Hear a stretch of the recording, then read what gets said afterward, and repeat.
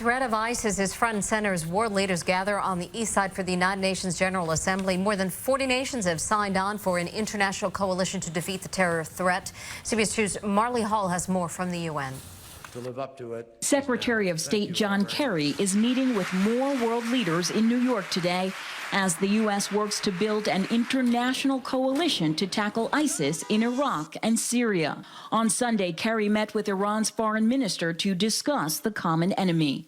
The fact is, there is a role for nearly every country in the world to play, including Iran. But it's not clear what kind of help the U.S. wants from Tehran. Let me stress that we are not coordinating military operations or sharing intelligence with Iran.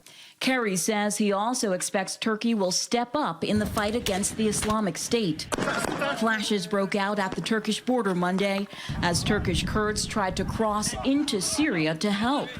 President Obama will lead a meeting here at the UN this week, focusing on the terror threat. On Friday, the president signed a measure to arm and train moderate Syrian rebels to fight ISIS on the ground. In an interview on 60 Minutes, former Defense Secretary Leon Panetta said members of the National Security Team urged President Obama to arm the rebels back in 2012. I think that would have helped.